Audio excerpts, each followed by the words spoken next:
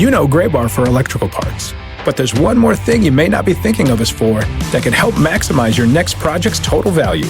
Our pre-project planning services are designed to help you win the bid, save on labor costs, and keep your installers productive across your entire build. The sooner you call us, the better. Because when we're there from the beginning, we can anticipate your needs and help you solve problems before they become problems. Yep, Gray Bar does that.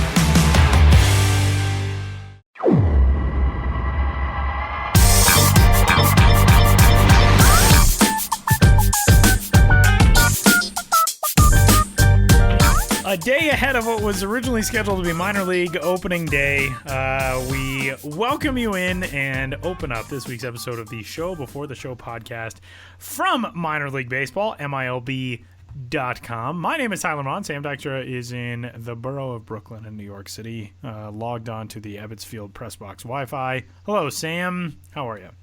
I'm good. I do like the parallelism you did there between opening day and opening this podcast. I didn't even think of that. Yeah, see, that's a sign of true professionalism right there. Somebody who doesn't even have to try to really do a good opening segue. I think I just stumble into them. Kind of. I kind of did that on purpose, but not really. But hey, it's episode 252. We noted a couple of weeks ago that we had made it through 250 episodes, and I said that we would next week, the following week, we would highlight that we had just made it through 250 episodes, and then last week we didn't do it. So now we're like 2 weeks past it, and whatever. The moment's gone.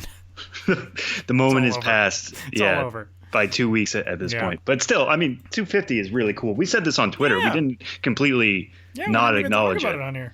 Yeah. Oh, yeah, I see what you mean. Yeah, it was acknowledged, but it's also there's some other things going on. All right. Well, that's true. Not really, I guess, the most important thing out here. But hey, we made it through 250,000. Holy cow. That I'm not going to refer to it like that because that makes me feel unbelievably old. I'm not going to lie, right after I spoke there, I took a sip of water, and then you said 250,000, and I almost did a spit take. I just all over my desk here, which would have been a bad idea. Yeah, it would have been bad. From an audio standpoint, from a cleaning up standpoint, we would have had to have stopped the show so I could clean up. It's just, but yeah, 250,000 is a heck of a way to put that. Oh man. Well, we're going to dive into some things. We've got some very cool stuff coming up. The day you hear this will be, of course, the scheduled start of the 2020 minor league season on April 9th. And unfortunately, it won't be the start, but the scheduled start, we got a lot of cool stuff on MILB.com and on our various social media outlets today. If you're listening to this on the 9th, if you're listening to it later on the 9th or on the 10th or whatever, you can go back and find all that stuff. But we've been planning on some really, really cool stuff to come up on what would have been minor league opening day. Sam and I will be doing an Instagram live for a little while tomorrow, which, hey, we never done that before. Sam and I barely know what each other looks like. Yeah, it would be like, oh wait, are you met. Tyler? Is Tyler there? Who's holding Tyler's phone? Which one of you is which? Yeah. But yeah, we're gonna do that tomorrow, which will be fun. And we got a lot of stuff coming up, which will be great. Obviously, it's not as great as a real opening day would be, but we're hopeful that we're going to get some real baseball in at some time soon. And until then, we get to try to have fun doing some other things and being creative and coming up with concepts for the show and for the site and for stories and for all the other stuff to keep ourselves sane and to keep all of you hopefully having some momentary distractions from the kind of troublesome state of the world. How are you doing with everything, Samuel?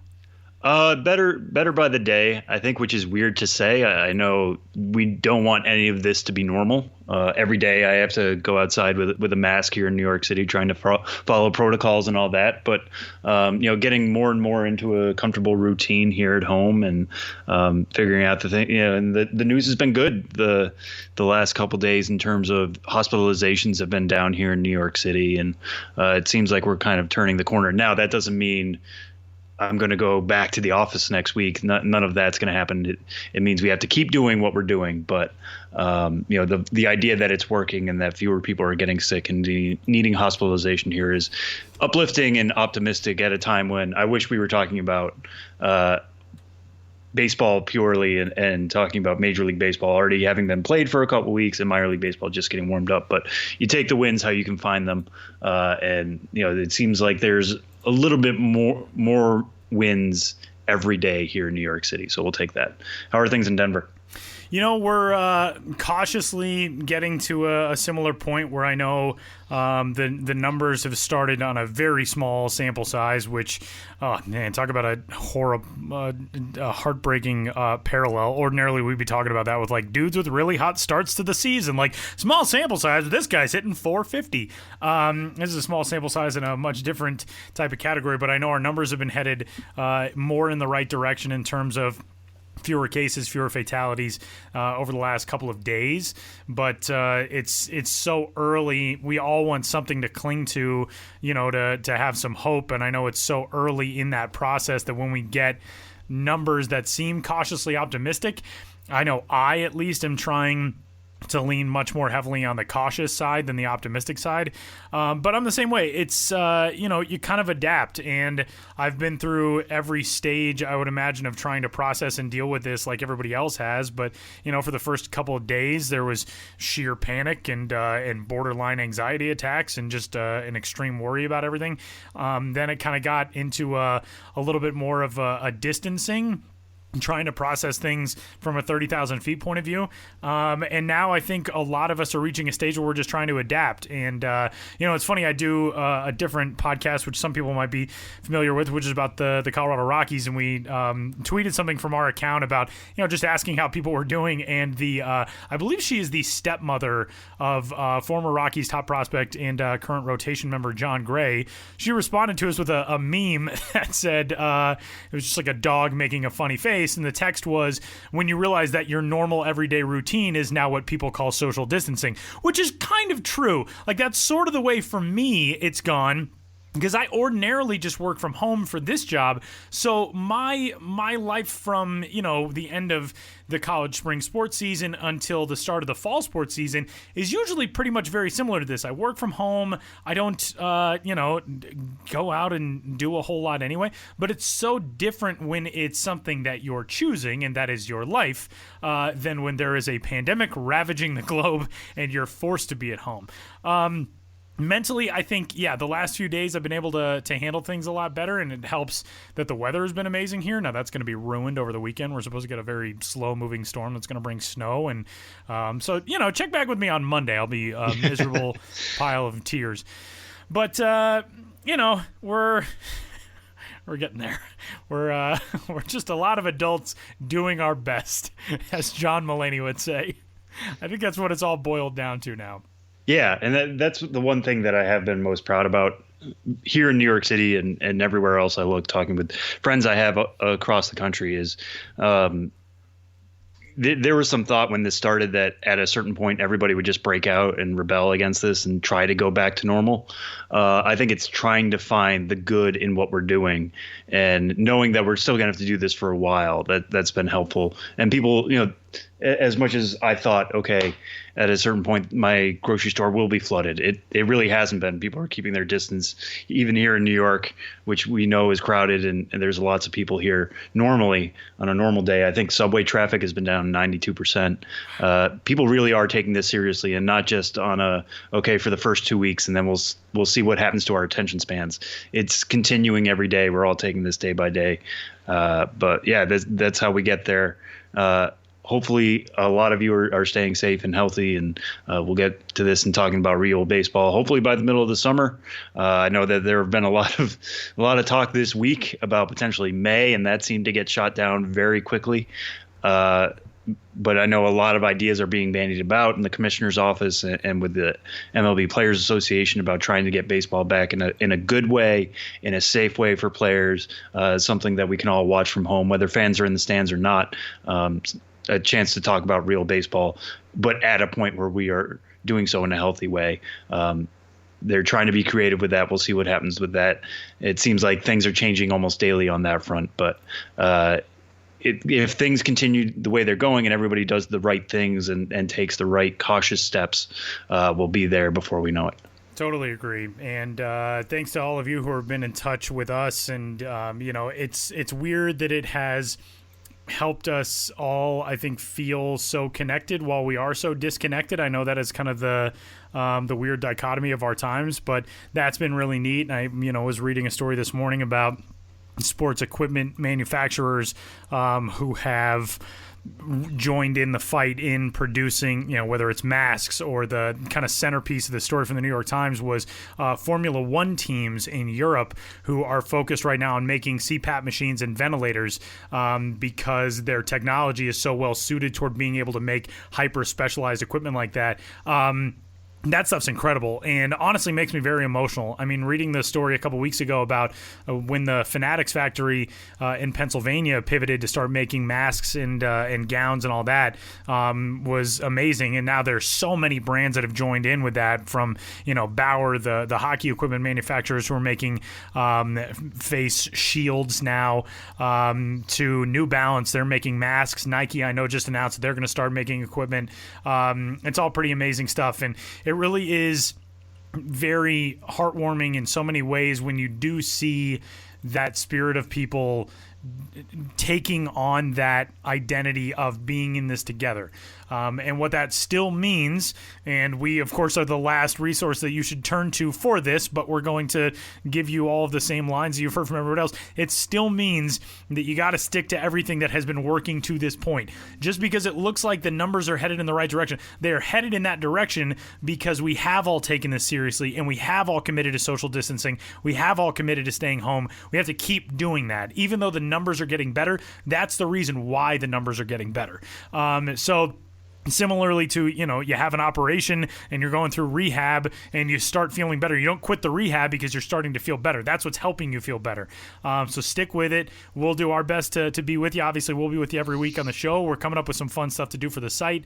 And it's tough, but we're going to get through it, and we're going to get to baseball somewhere on the other side. And we love you all, and we love being in touch with you and trying to get through this all together and doing the best we can. And with all of that being said, tomorrow should be minor league opening day, and we're going to discuss what we would have been talking about on minor league opening day. We were a couple of weeks into spring training when the pandemic really full force hit the United States and forced the suspension of spring training in Arizona and in Florida. And Sam, you actually got to be at some Grapefruit League stuff, and it's weird. I was listening back to your interview with Royce Lewis and thinking, that was only a month ago, and that feels like it was 7 years ago, the fact that you were actually at spring training games and talking with top prospects and all that.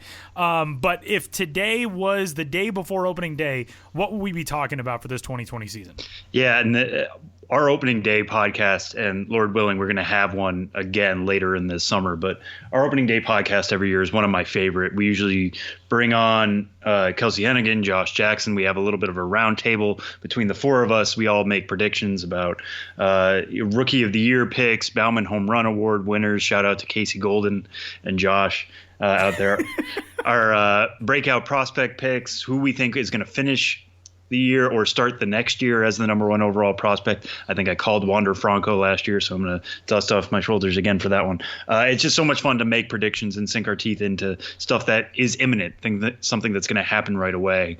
So that's normally what we would be doing around this time. I'm not going to give you those predictions now just because we're going to hold off. We don't know what the season is going to look like, so we don't want to tell you so-and-so is going to win the Bauman Home Run Award if we don't know exactly how the minor league season is going to unfold. We don't know how to make Rookie of the Year picks with something like that, breakout prospects. So we'll stick that stuff to the side for now. But what we would be talking about is opening assignments for sure. And that's some of the most fun I always have every year is a story I do about most aggressive and least aggressive assignments.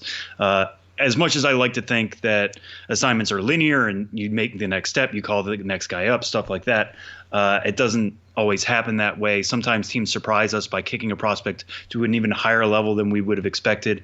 I wrote down here Mackenzie Gore to El Paso ? The Padres are obviously big fans of the left-hander. There was even talk of maybe him cracking the opening day rotation with a big league club this year. He only had a couple of starts last year with Amarillo. Would he have gone to El Paso? Would have loved to have found that out. Wander Franco, we kind of assume he was going to Montgomery, but would they send him to Durham? would they hold him back at Charlotte? He only played a couple months there really last year. We'd have to see that. And also Tampa Bay would have to be sorting out its middle infield situation. I wrote about that when I went to Tampa Bay camp. That Tampa Bay camp is actually where I was when the spring training was put on hold. But between Xavier Edwards, Wander Franco, Vidal Brujan, Greg Jones, they have so many middle infielders in that situation. How are they going to work that out? Detroit pitching situation with Casey Mize, Tarek Skubal, Joey Wentz has undergone Tommy John surgery, so he's out of that equation. But Alex Fado, Matt Manning, who somehow I'm listing last year, even though he was the Eastern League Pitcher of the Year. How are they going to sort those guys out? Were they all going to go to Toledo? Were some going to have to hold back in Erie? That would have been really cool to figure out. Nate Pearson with the Toronto Blue Jays really showed Major League ready stuff this spring. They had not yet assigned him back to minor league camp at the time camp broke. What were they going to do with him? Was he going to have a chance to break with a major league club? I didn't think he would. But when he got sent back to Buffalo, what would that mean? Would they give him regular starts, or would they continue to hold back his innings like they did last year at AA New Hampshire and Class A Advanced? Jared Kelenic and Julio Rodriguez in the Seattle Mariners system, they continually were paired together for most of the season, but Kelenic actually finished at AA while Rodriguez finished up at Class A Advanced. Would those two both open up at AA this year? That would have been really cool. And then just the draft picks. Looking at last year's first round, where was Adley Rutschman going to start out the year? Where was Bobby Witt Jr., J.J. Bleday, Riley Green, C.J. Abrams, Nick Lodolo, Josh Jung? Where were these guys going to start? I have some thoughts on usually the college guys would have started out at Class A Advanced. The guys coming out of high school would have probably started at Class A. But every now and again, somebody starts out a little bit more aggressively, and that's really cool. Or somebody gets held back a little bit and starts out at Class A when we thought they would have started out at Class A Advanced. That would have been really cool to sort through. Adley Rutschman in particular, this would have been his first minor league opening day. We talk about him as kind of a generational talent behind the plate. The Orioles said this offseason they were going to start him out at Class A Advanced Frederick. But was it possible that he could have moved up to AA Bowie? That would have been fascinating. Stuff like that is what would have been top of mind for sure if we were doing this podcast under normal circumstances. And also the minor leagues were about to undergo some changes at the lower levels. The FSL, I wrote a story about this as well. The Florida State League was set to have robot umpires in a number of its stadiums, something that they had picked up, from the Atlantic League in the independent ball.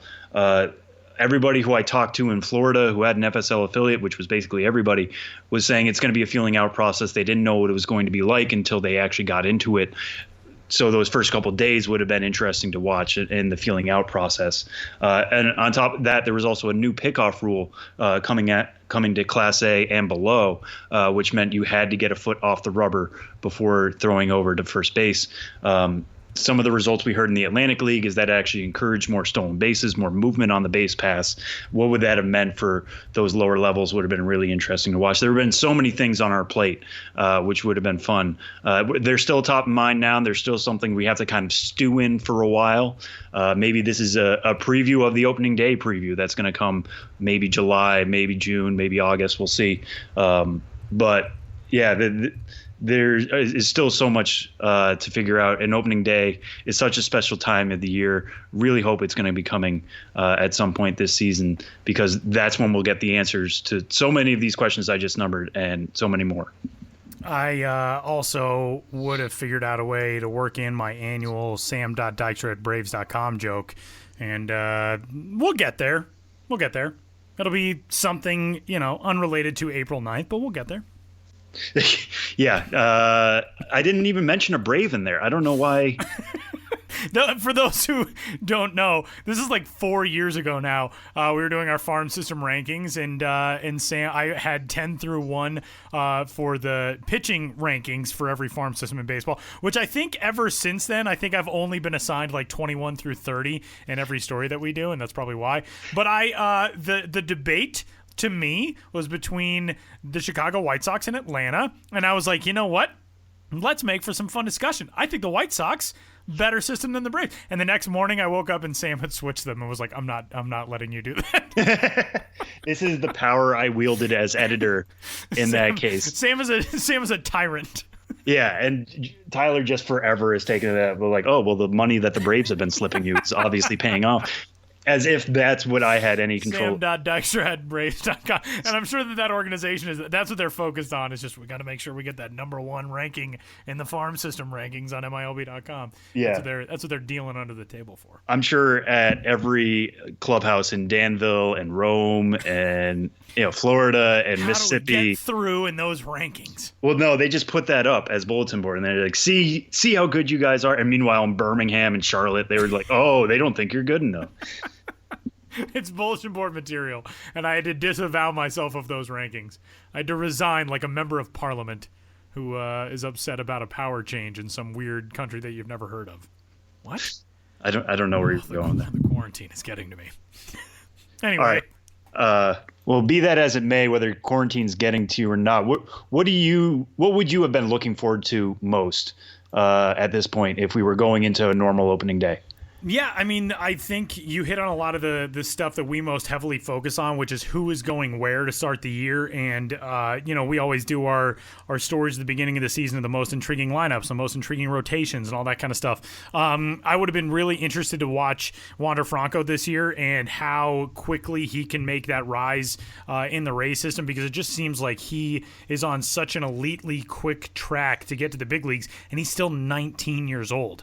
So that would have been a big focus coming into this year for me. That Padres system is kind of the same way. Where's Mackenzie Gore going to be? CJ Abrams, Luis Patino, these guys who it feels like we've talked about forever, and they're still so young, and yet it seems like they're getting so close to the major leagues. But I think the thing that I would have been most excited about are those things I mentioned a moment ago, which is when you finally get to see the composite talent that arrives with a certain team or a certain group of that team, whether it's the best rotation or the best group of, I know in the past we've talked about what the best batteries are in the minor leagues, the best catcher with a certain pitching staff, or which which lineups seem to present the biggest challenges to opposing pitchers. All that stuff, and just honestly, like the adrenaline of kicking off a season. I remember my first season as a lead radio guy in the minor league. So 2010, I was an assistant the year prior to that, and in 2010 we had, as most minor league teams do, who have like a local TV affiliate, the morning show from the TV station, one of the TV stations in town, came out to the ballpark in Myrtle Beach, and I had to be there, I think, at 4:30 in the morning to open the ballpark for them. And then, of course, you have a game at 7 o'clock that night. So you're there throughout the morning with the TV crew, getting everything that they need and all that type of stuff. Then you go home, sleep for a couple hours, let whoever it is in your department help out with all the other opening day stuff. Come back to the ballpark early afternoon and, crank away through the end of the game. But that adrenaline, I remember one of our senior front office staff members, Guy Schumann, who is anybody who has worked in the Carolina League or in the South Atlantic League knows Guy Schumann. He's one of the greatest human beings you'll ever come across in minor league baseball. And I remember Guy telling me at this stage, it's a big lumbering animal, and it is awoken on opening day, and it's gonna happen, and you just wait for that. There's no longer a whole lot you can control once you get to that opening day stage. Your promo calendar is locked in, and your ticket sales staff is hammering away at their duties for the season. And if you're a media relations department, you've already probably got your media guide out and printed and all that. The roster is there, the coaching staff is there. You're gonna flip the lights on and do it for real that day, and the thing gets up on its feet and it lumbers through the summer. And I have felt that way about so many things in life since then, and I just always remember learning that concept that first season that I had as a lead radio guy, and I miss that. That energy of opening day is definitely very missed to start this season. It's tough, but it'll be here. And not just at the ballpark, and so much goes into that, like you just said, in terms of getting things geared up, knowing that it's all done. But just for us, for following it, it's amazing how we go from following some spring training games to all of a sudden, boom, there are 60 games a night just like that. And there's so much baseball happening at once, and trying to track it all down and keep track of everything. One thing I thought of the other day, and Tyler, you'll probably remember this because you wrote the story for us, when the extra innings rule came to minor league baseball a couple of years ago, there was like a race to see who would have it would be the first one. Yeah, and it was almost by minutes, I think. That one game had just reached extra innings and then another game had reached extra innings, and we almost wanted. Because I remember we actually there was a brief moment where we thought we might have gotten it wrong because it was something about how game day had updated. We thought that maybe there was a chance the other game that we didn't write was the one that had it first. And then we confirmed that we had it right later. But yeah, that was really true. Yeah, so the game that was in question was Harrisburg and Bowie, and that one ended up going 13 innings. But just new stuff like that. Talking before about the robot umpires, what game would have finished first for talking to somebody about a robot umpire and evaluating players and all that kind of stuff. I've tweeted about this earlier today. This time last year on minor league opening day, Luis Robert had his first career multi-homer game. And at the time, we were like, oh, that's good. He needed that. He was coming off injuries. There were some questions about his ability. Think about a year later where he is. He started out last year, Winston-Salem, moved up to Birmingham, finished the year at Charlotte. Now he signed a major league contract and was going to be the White Sox opening day center fielder. Opening day is a chance to provide answers after an offseason of questions. Sadly, we're left with even more questions now than we normally are. But knowing that is still on the horizon and that those answers aren't far away is still really exciting. And at some point we'll stop talking about hypotheticals and get to the real stuff. But just even the memories are exciting about what can be possible in this game, especially on that first day of the season. And that will do it for this week's opening segment. But we got a really good one coming up for you in our next segment, and it's a lengthy one. We got a chance to catch up with the top prospect in the Texas Rangers organization, Josh Jung, and we covered just about every possible topic under the sun, and it's a really fun one. Josh Jung joins the show next.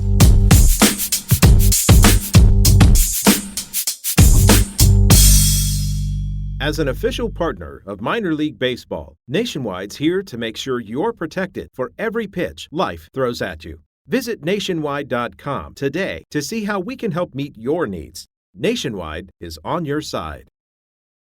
This week's episode of the show before the show, we are headed back into the top 100 in MLB Pipeline's prospect rankings for the 2020 season, and there at 55th overall in the number one spot in the Texas Rangers organization is where we find third baseman Josh Jung, who joins us now, and ordinarily this would be the day before opening day, and things are weird in 2020. And Josh, how and where are you, and what's going on in your life in this strange stretch of time we find ourselves in?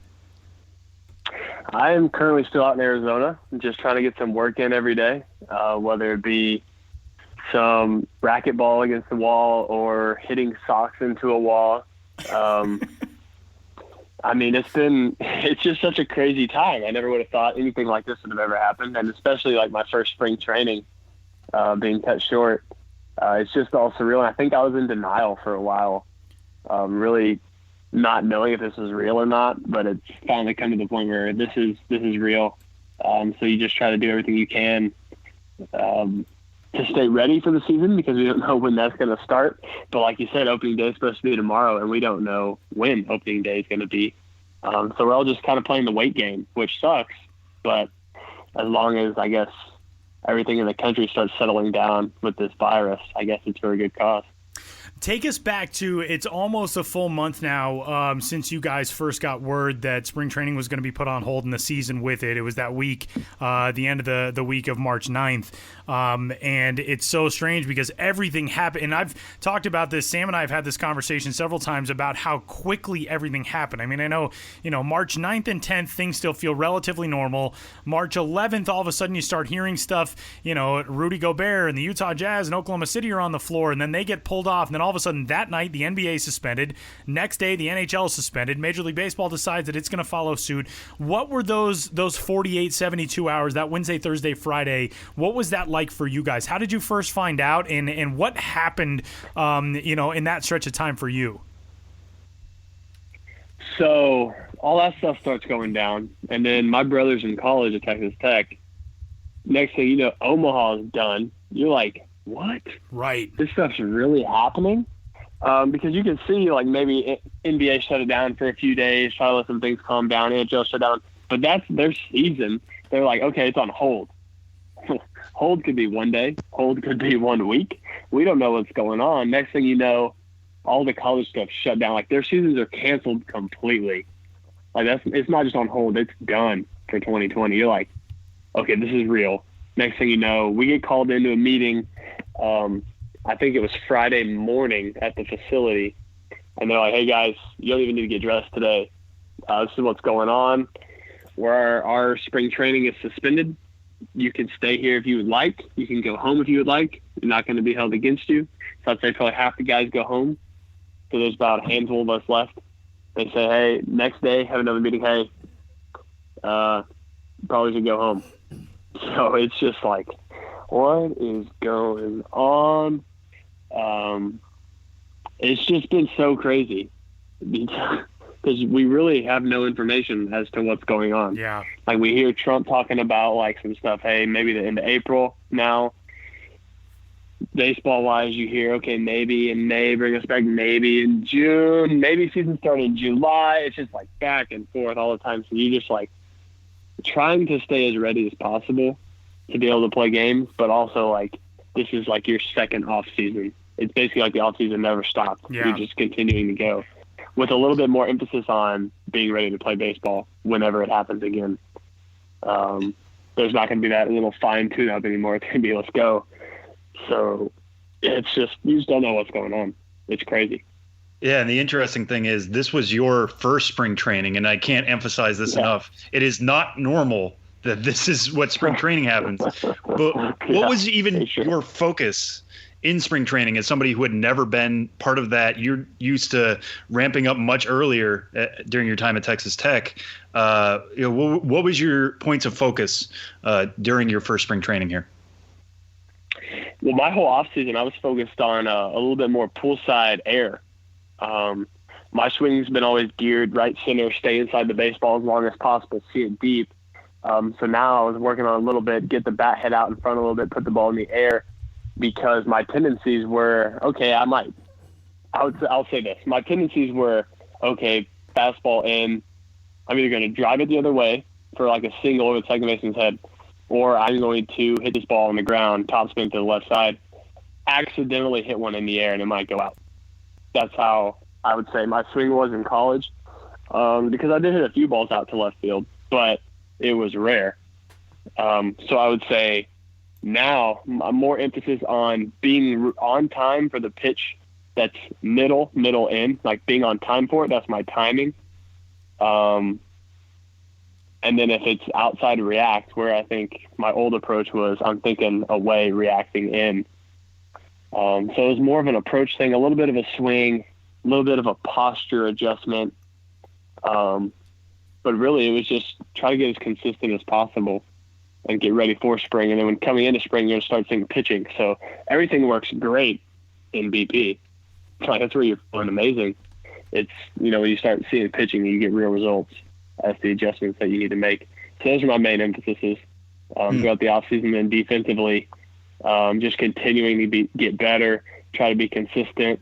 Darwin Barney's our AAA manager now. So it's been cool to like learn from him because he won a Gold Glove up in the bigs with the Cubs. So it's cool to learn from him, like his routines. So I'd say defensively it was like picking a routine, sticking to that routine, and then having that routine evolve as you find new things to work on, as you get really good at some things. So I'd say one of the biggest things overall was consistency. And it's funny you mentioned AAA there. I'm sure this wasn't an option, but as you were getting closer and closer to minor league opening day, and I know that the way spring training works is they usually divide you guys up by some sort of semblance of talent level and where you guys are going to start. When camp broke officially there, did you have any idea where you were potentially going to start out the season? So I guess the way they do rosters and stuff is like they put you up higher, and then as people come down, everything gets knocked down. So I think I was on the Frisco roster, but we had some guys in big league camp that were going to get knocked down. So then I would ultimately probably end up in either Down East or Hickory again. But none of that's for sure. It's all unknown until I guess you do break camp and they say, hey, this is where you're going. So I think that's where I would have possibly ended up. Who knows? Josh, let's talk about the defensive side. You mentioned a little while ago, your final year in college, you shift over and play shortstop for the back half of the 2019 season, and you guys at Texas Tech make it to the College World Series. You finished third place nationally, and then as a pro, obviously going back to third. The ability and the aptitude to make a shift like that mid-season is incredibly impressive. And then as a pro to go back to third base, how do you feel like that movement last year at the college level kind of helped with getting prepared for what you're going to see professionally? I mean, obviously, as you climb the ladder, you're going to do things, you'll shift and you'll move around and do all that type of stuff. But the confidence in your coaching staff at Tech to have in putting you at short, and then pro teams being so excited about you as a third baseman, what did that do for you defensively last year? Funny story. First ground ball I get as a pro, right through my legs at third. Got on me a little quicker than shortstop. But growing up, I was always a shortstop. I guess in high school, your best player is always going to play short and pitch. That's what happens. So I was always a shortstop my entire life. Got to college, we had some pretty good middle infielders, so I moved over to third base. Got comfortable over there. I guess it was just one of those things. Last year, we were kind of struggling. We were looking for something to spark us. We were trying everything. We were moving lineup around. We were moving people around defensively. And then I guess because I had gotten hurt a little bit, so I wasn't fully healthy until I guess that West Virginia series. They're like, hey, we're going to try you at shortstop. We don't know how this is going to go. We're just going to see if it sparks something. And ultimately, it sparked a little bit. We started winning some games, and then ended up hosting the regional, being a national seed, hosting supers, winning supers, and getting to Omaha, playing for a chance to play for a national title against Michigan. It was a lot of fun. And how did it help me? I think the Rangers system does a great job of not making guys individually positioned, like not saying, okay, you're a third baseman, you're going to work at third base every day. They're going to create ball players. So on the backfield, you go out there every day and you're working, we're working my third base footwork on a double play, but we're also going over to short, working on feeds. We're going over to second, working on receiving and throwing, working at first, doing picks, learning how to use the base to your advantage, how to move on the base. So it's not necessarily like we're going out there and just taking grounders at third every single day. You're going out there and you're playing every position in the infield. Some guys even go into the outfield. So they're creating ball players instead of just like having one position. I think that's cool. I guess that's where going over to short last year, moving over back over to third kind of helped me, because I can, I guess, cover more field, being able to play more positions. Tell me about what it's like being in that Texas Tech athletic department right now, because you've got a team on the baseball side, like you said, last year played for a chance to play for the national championship. You had a Final Four team in basketball in 2019, a current Super Bowl champion quarterback in Patrick Mahomes, who's drafted out of that school in 2017. Tech right now is kind of having a moment. What was it like being there, as part of this era of just complete across the board success, it feels like? Unbelievable experience. From a sports standpoint, I mean, even our track was national champs. Men's track was national champs last year. They always say our cheerleaders won national champs. Pom Squad was national champs. It's just like the athletic program is on the up and coming. And specifically baseball-wise, man, the amount of pitchers that they bring in that throw mid to high 90s right now is insane. I've never seen anything like it.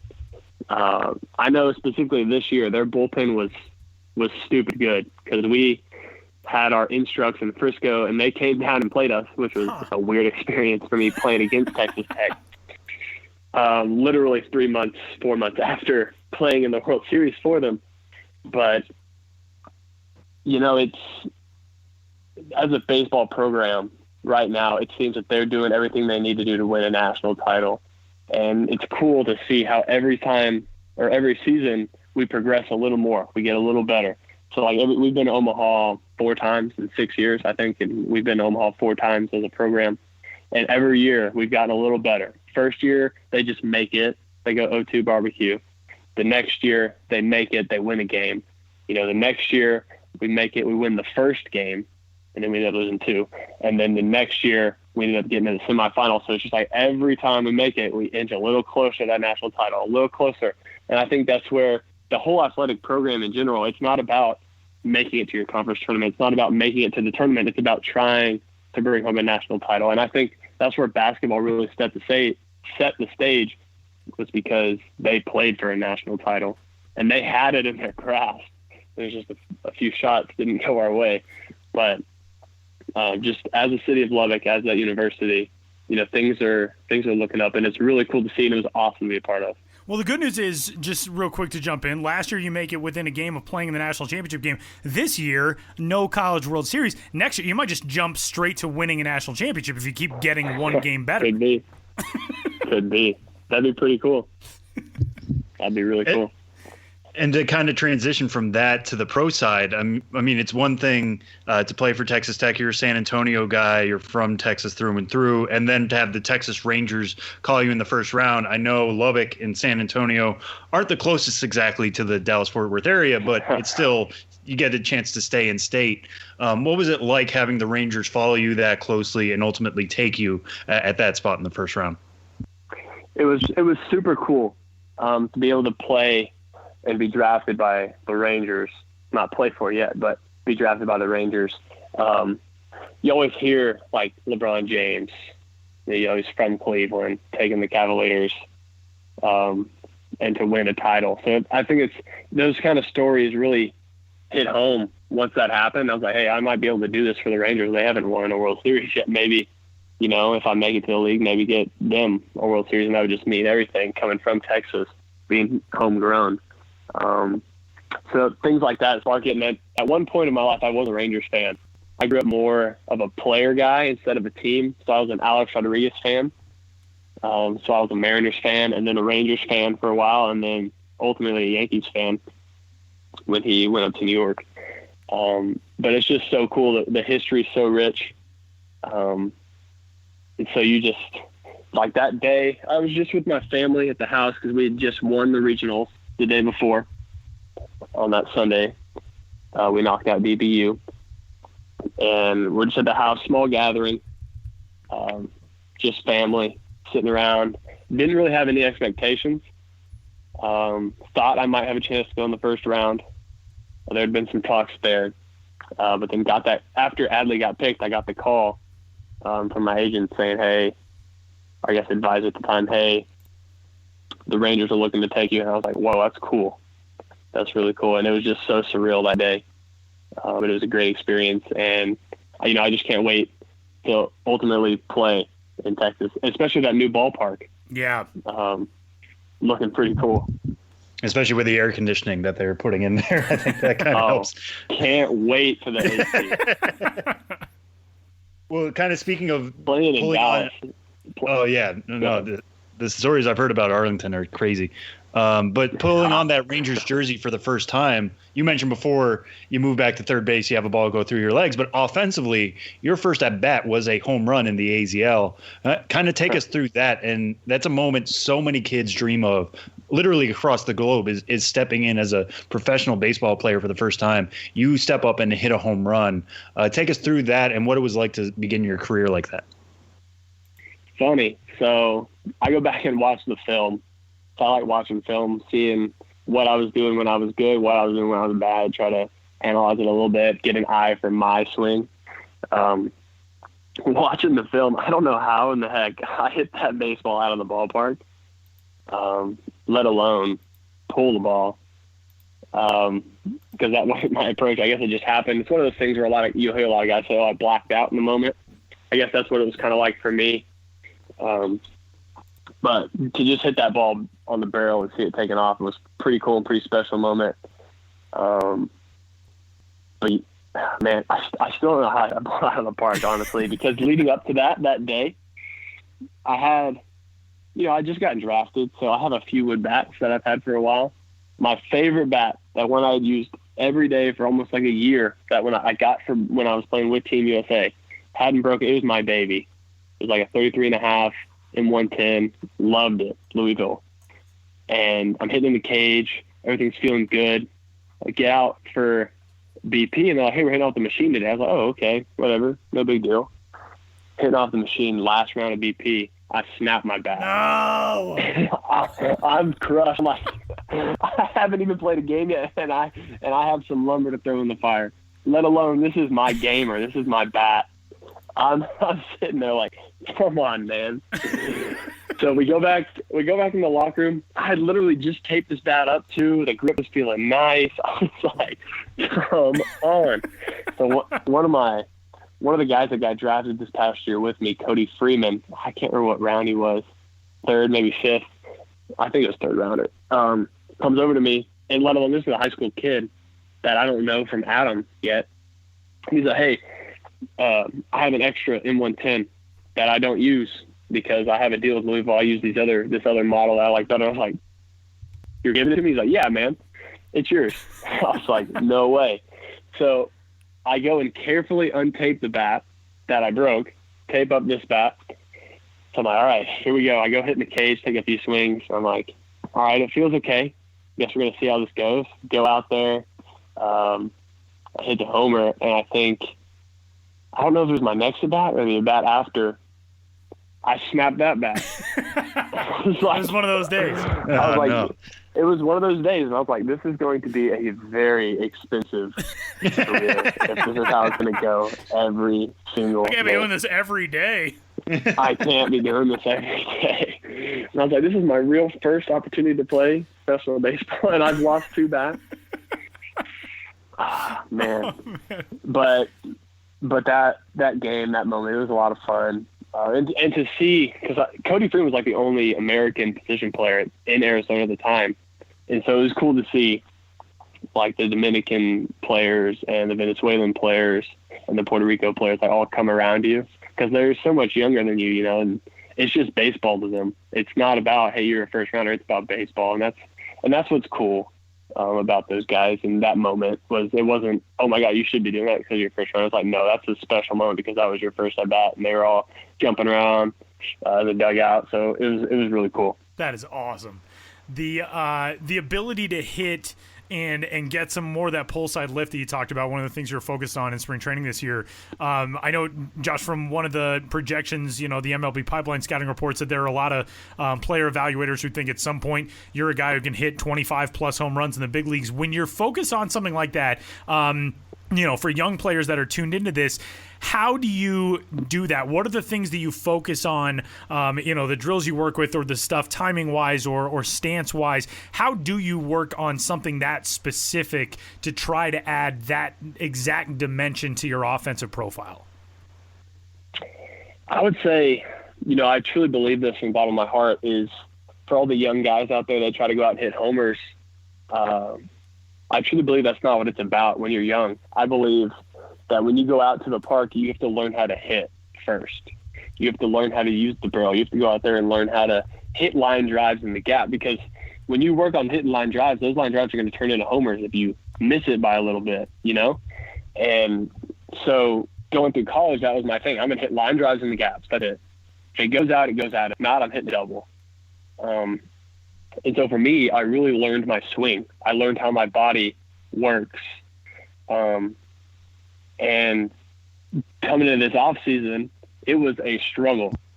I would say for the first month, it was a legit struggle on putting the ball in the air. And like in BP, you can, be on time with it. But for me, it was really how early can I load and hold it and then attack the ball where normally I'd just be like, okay, I'm going to have a late rhythm and I'm going to see it deep. For me, it was more, okay, I got to be super early and attack baseball. And I think that's where my mindset had to change was from seeing the pitch and reacting to it and attacking the pitch and then reacting to where it goes from there. So I think I got a little bit more aggressive, which is kind of crazy to do. People could say that'd be bad or it could be good, but I'd say for that was one of the biggest things was learning how to attack the baseball. And that's not meaning jumping at it, but like getting early timing and moving away from my hands to create a little bit more separation. But the biggest thing was using my body in a way to create more space for my backside to clear and for my back shoulder to basically clear my chin, which is what really helps me get the ball in the air to the pull side. Because I would really focus on literally throwing my hands the other way, being so inside the ball that I would push it that way. And so anything I ever did, I would pull out and my hands would just turn, and that's ultimately just going to roll you over when you're pulling that front shoulder out. So it was basically, I know I'm rambling a little bit, but it's like keeping my body perpendicular to the pitcher's mound, to the rubber, as long as possible to create separation and a lane for my back shoulder and back arm to clear. Because when you swing, your back elbow is going to get inside rotation. Like, it's going to get inside of your body. And so when we get in trouble is when our body starts coming and we leave our back elbow behind us. That's when we're going to go cast out and go around, or our back elbow is going to get stuck in against our hip, and that's when we're going to push it the other way. And that's where I was my back elbow wouldn't clear, my back shoulder would never clear, and I would just push it that way. Every pitch, just push it that way. And then when I got out to Hickory and teams started figuring that out, because at first I got out there and I was hitting the ball really well. They were all throwing me away, and that's my bread and butter. And so I'm hitting the ball the other way, hitting doubles, and look up and I'm like, oh, I'm hitting 350, 360. I'm like, wow, this is great. They start learning that. They start throwing me in. I start getting jammed. I start striking out more because I get so focused on looking in. I'm just spinning out, rolling over everything. So I think I went maybe 5 or 6 weeks of just getting busted inside. And so that's the one big adjustment for me, was early rhythm, getting on time super early, loading early. That was the first big adjustment I made. And then it was to create a lane for my backside to clear in order to get that ball in the air pull side. That's interesting. Yeah, That's really and when you're talking about getting that technical with it, which is great. Never apologize for rambling about the technicalities of hitting, because Tyler and I can't hit. Yeah. So we'll take all the instruction we can get. But at a time like this, when you go from being in camp every day, surrounded by hitting instructors, surrounded by coaches who can help give you those instructions and follow your progress, to now where you're kind of working out on your own, how much of this is driven by you personally knowing what you need to do, and how much instruction and communication are you having and getting from the Rangers themselves? So these adjustments were something I wanted to make. I just did not know how to make them by myself, because you can watch as much film on other players and develop an eye for the swing. That's what we call the swing. Let's say, oh, I'm looking at Mike Trout swing. Oh, I want to emulate that. But let's say my body isn't Mike Trout's body, so it's not going to move that way. Same here. So I'd say, the biggest thing is, like, I love Mike Trout's swing, but I'm never going to have his swing because the dude's a specimen, right? So it was really Cody Atkinson is our hitting guy. He got hired in the fall, and I got to work with him.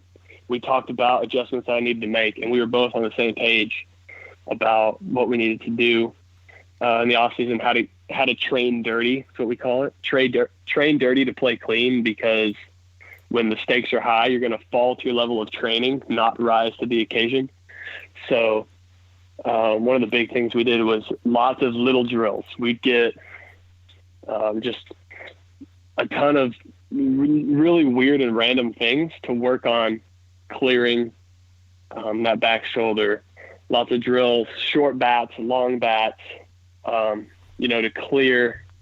And it was just a lot of fun, because we were training dirty, literally training to fail, to understand your body and know what your body needs to do to succeed. And that's what was really cool and really special about the relationship Cody and I have developed. All right, Josh, this is going to be the last one for me, and then I know Tyler has one to end on as well. But we've had this discussion before, and we're going to talk to minor leaguers so much about this until minor league opening day comes. But all we have to rely on right now are memories of minor league baseball. You, the last time we talked, had a really fun minor league memory. Maybe your favorite has changed, but I'll ask the question again. What is your favorite minor league memory so far in your young career? I just can't help but laugh. This is good. I get to Hickory. And I get put in the locker. You just get in the locker. My locker mate is Matthew Watley, catcher. So I've seen this guy on Foul Pool Sports already for running after a foul ball, not seeing the net, tripping. I've seen this video. Falling into the net and bouncing off of it. So that's my expectation of Watley. So we're in Greenville playing the Red Sox team. I can't remember what they're called. But anyway, we're playing, and it's been a rough day. We're probably facing their ace. It's been a rough day to play for all of us. The umpire has a big zone. We're all getting frustrated, and Watley strikes out looking. And so he's walking back to the dugout. He's got a few choice words for the umpire. And a reminder, he's catching that day too. So he's feeling like we're getting squeezed. And now their zone is huge. So he's got a lot of words for this umpire. He's walking away. He's not turning around, but he's talking, and he's talking loud. And he's not a quiet guy. He's loud. So he's saying stuff. Umpire's like, that's it. You're done. Like, you can't talk anymore. He's still talking in the dugout. He throws his bat up in the little bat rack. He's walking around doing his batting gloves, looking back at the umpire, still talking. Next thing you know, there's a pole, and his head hits the pole. He doesn't even see it coming. He just runs smack into the pole. Oh, no. And we're all sitting there.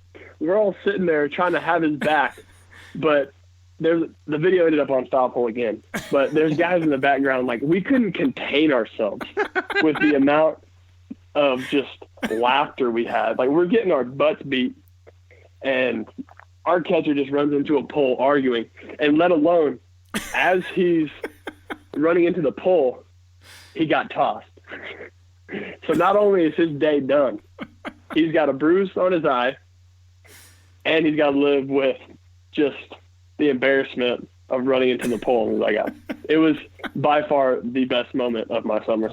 That is fantastic.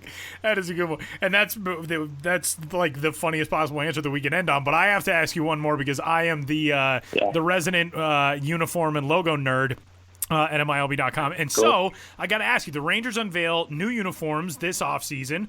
Coming into 2020, they bring back a baby blue alternate they're going to wear on Sundays. They now have multiple uniforms that actually say Rangers across the front instead of just saying Texas on everything. Give me your rundown of what you feel about the new look for the Rangers.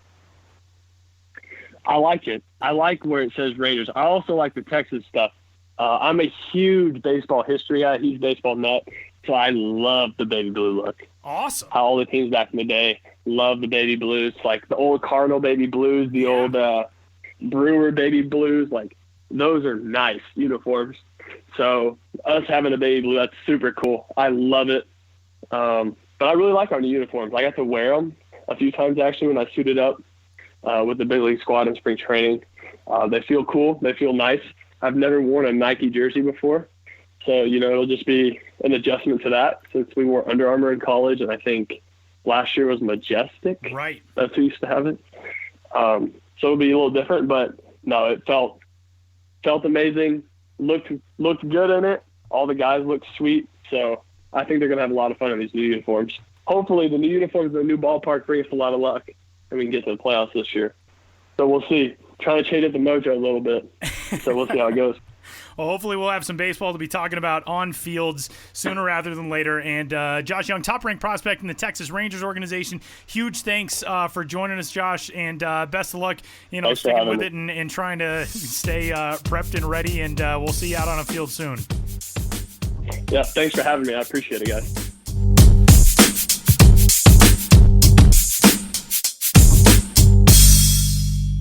Moving along in this week's episode of the Show Before the Show, we welcome in our good buddy Benjamin Hill for our would-have-been opening day 2020 episode. And Ben, what's going on? How are you? Hey, I'm doing all right. I'm in my bedroom, which is also my office, and I'm listening to, no, that's what I call music, 66. Are they really up to 66? Yeah, I had to turn it down, but here, I'll turn it up. Let's see what song it's on. Yeah, what is it? Oh, do you have to, is there going to be a licensing issue there? That was some Maroon 5, I believe. Yes, let's go with the licensing issue. That's why we can't We play can't pay for this.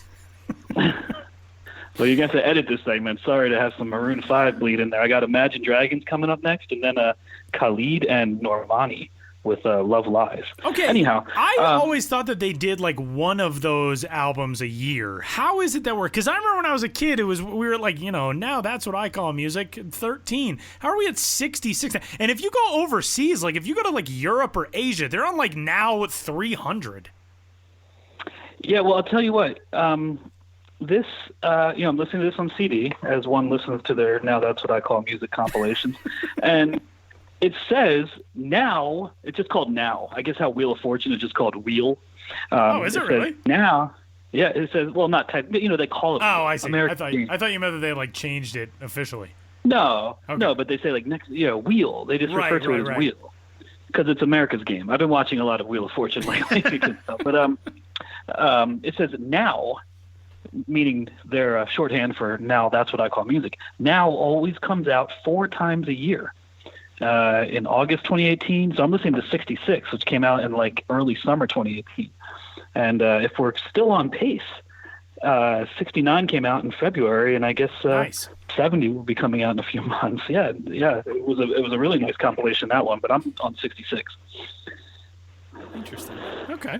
I wonder what the last one that they were always so great when I was a kid. I was like, oh, these are all the songs because like back in the day, we're gonna date ourselves quite a bit. Back in the day, like you liked a song by a band, you had to buy the whole CD to get that song, and it was $15 that you were spending in large part, at least for me, to buy one song that I would just listen to on repeat. But when the Now CDs came out, it's just like, oh, I like pretty much everything on this. It was great. Yeah, I mean, absolutely. And Tyler, I'm right there with you with the whole buying a CD for one song racket. That's why, back in the day, soundtracks were such a scam. A movie soundtrack would come out and like one of your favorite bands would be on it and you couldn't get this song anywhere else. And, I was out there paying like $16 for the Johnny Mnemonic soundtrack, It's just kind of how you need to get by back in those dark times. And the other thing, too, was like sometimes you'd buy a soundtrack and it wouldn't have the song, like you would have 1 or 2 of the songs that you were hoping for from a movie, and then like 5 of the other songs that you liked in the movie wouldn't be on the soundtrack for whatever licensing issue. It was dumb also. It was all a big scam, the 90s. The 90s were a scam. Stay tuned. Let's do a very special episode. we just list our grievances against the decade of the 90s. Yeah. Things were worse then. Things are great now. Don't even get me started on those Vancouver Grizzlies, see? All right, well, let's dive into it. Yeah, everything's going great now. I mean, how could we be down on anything?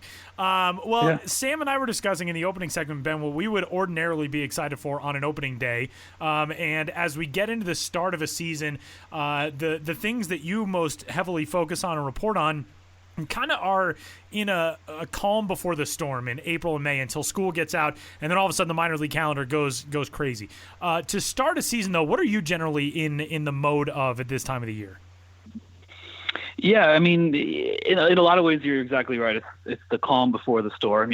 For years, where we're not doing it this year, but Sam and I, collaborated on a opening day guide, and while Sam is obviously more focused on the prospects and whatnot, I'm more like, whoa, this whole team, this ballpark will be, opening for the first time, or this team will be making its debut.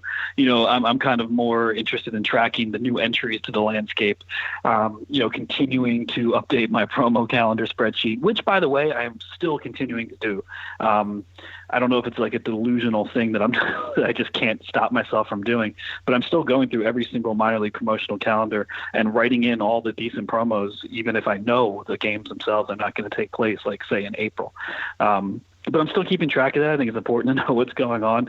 That's what I would be doing if things were going on. And of course, this time of year is when I'd be doing a lot of logistical odds and ends for my road trips. I've probably recently made road trip itineraries, but there's a lot of boring logistical work that goes into that, with reaching out to the teams, hotels, rental cars, airfare, recruiting designated eaters. This time of year, I'm doing a lot of that sort of work to get things set up to usually hit the road for the first time, at the end of April into May, and then things get, be real crazy in May, June, July, August. Those are the, a real crunch time. But hey, everything's different right now, and we're all just, adjusting.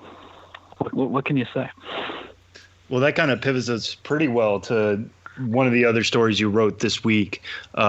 You've been doing work from home journals, kind of like your job seeker journals during your time at the winter meetings, but picking up with some of the people that you've had right before. For the first edition of this, now there's a second edition of this. What's changed, even in just a couple weeks span of minor league front offices as they continue to learn how to work from home? Yeah, I think, in the beginning, it was more just about adjusting this like everyone else. I mean, there's obviously still a level of adjustment, but now it's I think really saying hey, this is reality and we got to figure things out. I had Nate Corrant, the Charleston River Dogs promotions director. He was, obviously trying to be as positive as he could, but he's saying, we're forced now to think differently, about the ways in which we're doing things and find new revenue streams. And this, in a lot of ways, could be positive, big picture. I mean, I know it's hard to say what's happening right now is positive, but, finding new ways to engage, he says it leads to new sponsorship opportunities. He talks about how esports have been such a emerging cultural phenomenon, but have minor league teams really engaged with that? Not really until now, when we're seeing a lot of engagement with that, and teams creating their own Twitch streams and things like that. Also, ballpark food delivery, curbside pickup of concession specialties. Maybe that's an idea that even not in a pandemic is another revenue stream. Teams that could sell their food, maybe not just during a game itself, but, have a food and beverage operation, with expanded hours and expanded production capabilities, and so on and so forth. I think we're starting to see a lot of brainstorming right now over not just how to get by right now in the day-to-day, but how to adjust to this for however long it goes, and probably even more importantly, how to implement some of these ideas that are created now into the future, and how could they still be viable even when times are quote unquote normal. Ben, this weird little purgatory that we find ourselves in, when you are somebody who focuses on the business of the minor leagues right now, there's all this uncertainty for what it means with an opening day coming up and all that. We talked with Josh Jung of the Rangers organization in our last segment about how weird it is to try to stay ready. And for front offices, that's even stranger. And I know that this is something that just kind of evolves and everybody has to adapt on a daily basis. But obviously there will be much more lead time for a minor league front office to know eventually when things will come back. But what else have you heard about from organizations around the country as to how they're keeping their employees engaged? I know with everybody working from home, we had that story up on the site. But what else is going on right now around front offices to keep people kind of connected with each other?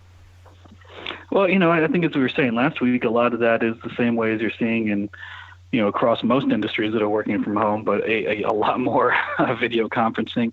And, especially in this industry, which is based so much on, idea sharing, not just with the same, not just in-team communication, but just, teams throughout the industry talking a lot more. I think there is, more time to pick, there's the promo seminar, now it's called the Innovator Summit, at the end of the season.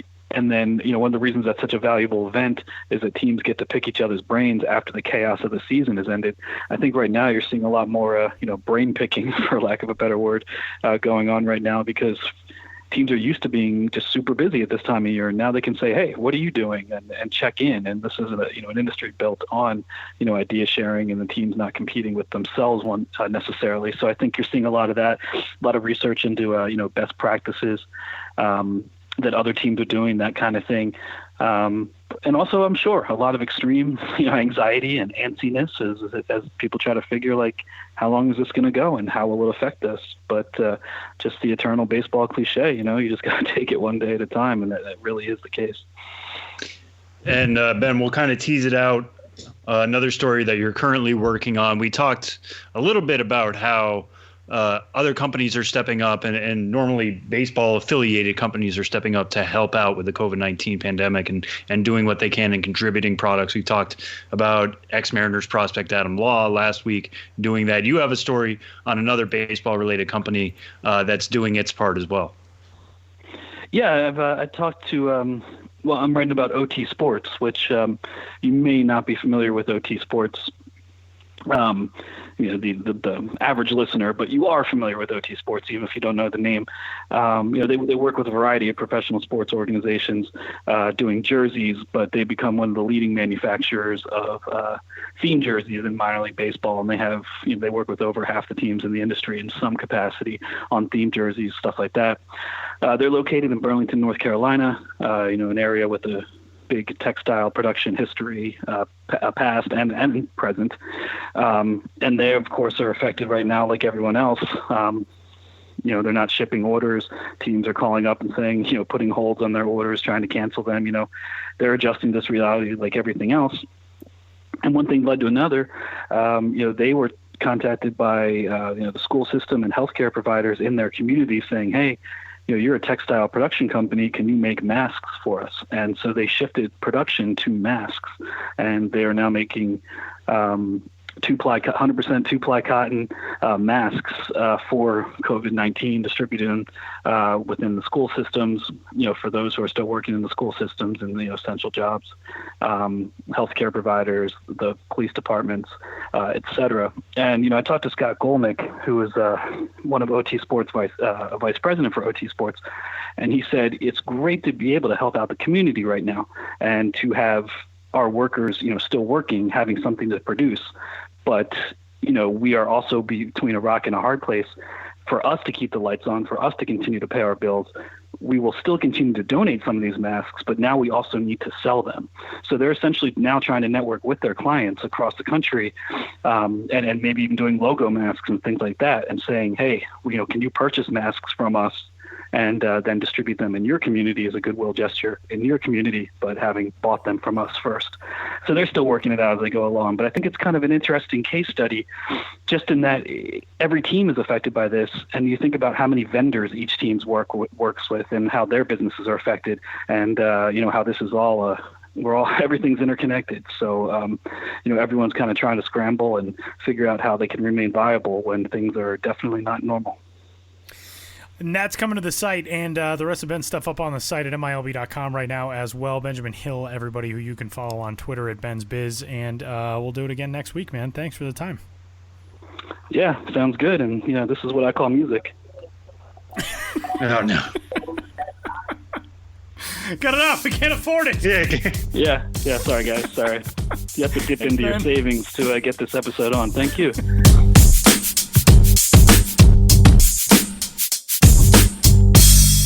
Well, this is usually the time these last couple of weeks that we spent talking to a MILB.com writer about a story that they had go up on the site in the past week. Luckily for us, we have a MILB.com writer who's on the show every week in our very own Tyler Mon. Tyler, you started a really fun series this week that we're going to kind of spend some time thinking about in the weeks coming up, and we'll see if it takes us all the way to opening day or even past opening day, because there are so many leagues in minor league baseball. But you're looking at the oldest monikers in each league. Normally we talk so much about rebrands. We just talked to Ben. Normally each week we talk to him about new logos, new brands, all that kind of stuff. But you're going even further back and trying to find the oldest ones, the ones that have stuck, and why. And that starts here with AAA Rochester in the International League. Yeah, and that really was kind of the impetus behind it. I was talking with Dan Marinas, our fantastic and one of our fearless leaders on the editorial side at MILB, and we were just discussing, things that we could do for some fun upcoming story ideas and series and all that. And I said, we have every year this run of the newest and craziest and wildest minor league rebrands, but there are certain teams in each league that have been really consistent, and maybe they've changed their logos and their uniforms and their looks, but they've kept the same name.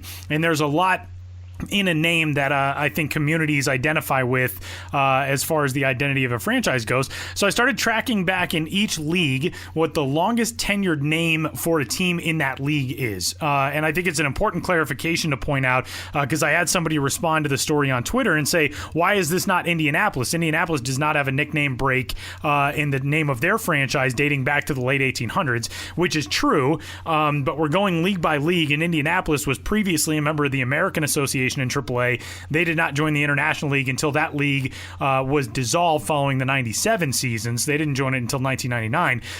But the Rochester Red Wings, who are not only the longest tenured team in the International League to keep the same name in their same league, they're actually the longest tenured team to do that at all throughout minor league baseball of any of these teams, and by a pretty wide margin too, because they joined the league in about 1912-ish when the International League was founded in its current form. They changed their name to the Rochester Red Wings in 1928. Now there is one team that can make a claim to an even longer tenure with their name. That's AA Chattanooga. Their name goes back to the late 1800s, but they have not been in the same league. They're in the Southern League now. They've been there since 1976. But Rochester came up with this name in the 20s, and there was a really interesting story as to how the name came about and all that. And it's cool because it is sort of the total opposite of, well, this is the craziest rebrand of this offseason. This goes to, well, what has the consistency been in these leagues from year to year? And not only that, it's kind of a fun way and a unique way, certainly, of telling the story of minor league baseball. I mean, in this, you get to name check Branch Rickey. And not just that, it's how minor league baseball was started, when it used to be collections of teams that then players had to be purchased if they were going to bring to the majors. And then the St. Louis Cardinals, who had the GM of Branch Rickey at the time, decided, heck with this, we're just going to buy a team outright. That ended up being Houston. Eventually, they brought Rochester into the fold. This isn't just about, hey, why are you still the Red Wings? It's what is your history and why has this stuck on for so long?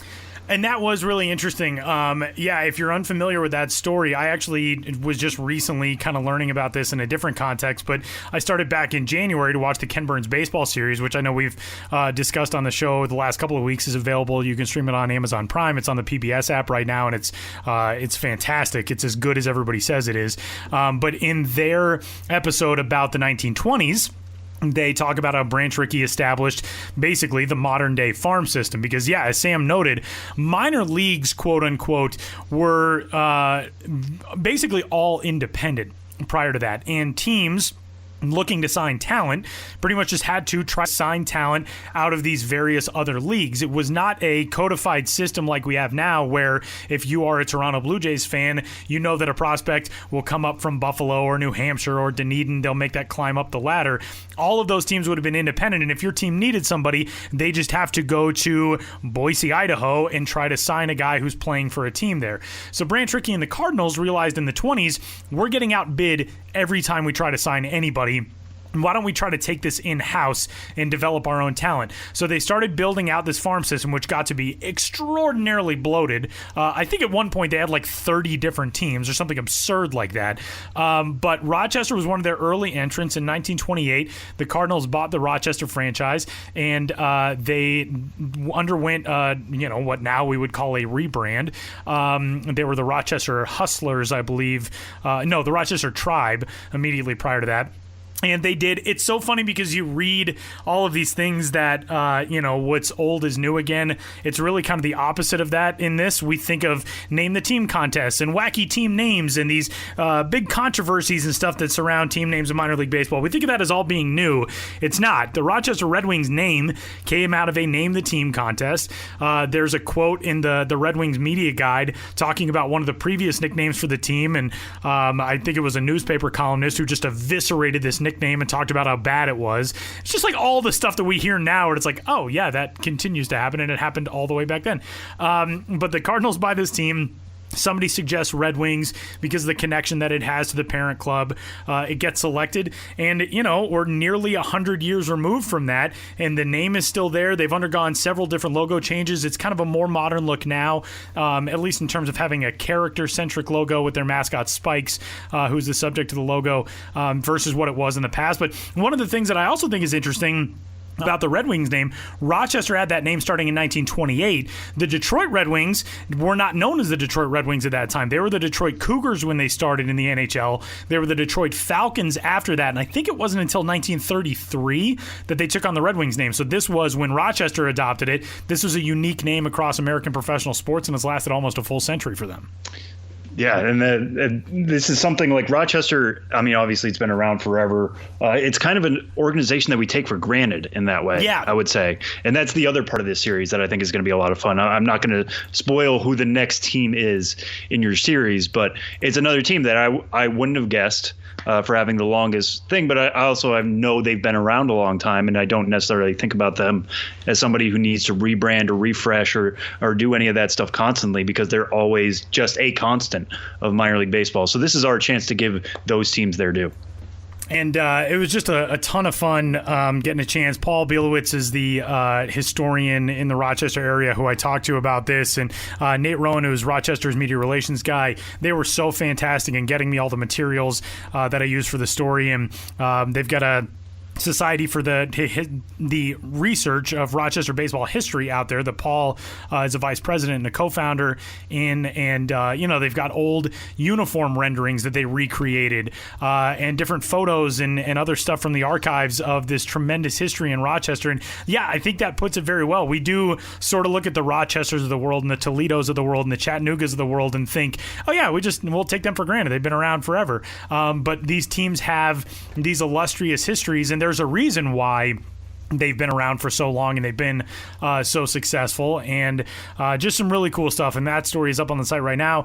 We're going to run these, it looks like, on Tuesdays going forward, as long as everything lines up from week to week.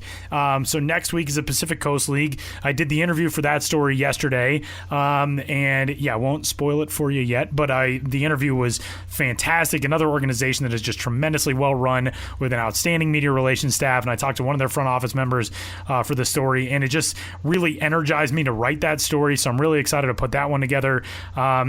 And these will be coming up as we get hopefully closer and closer to Major League Opening Day / Minor League Opening Day, whenever that comes through, and we'll continue rolling out some new and different stuff for the site. But these ones are always fun because we get such engagement on stories that discuss team identities, and I think that's really neat because it's something that I feel like everybody can just get around. Everybody gets into, even if it's not your team, even if you've never been to Rochester, it's still something that feels like you can relate to it, which is always cool. Yeah, and we get so many people also saying like, well, I'm a traditionalist. Okay, this is for you.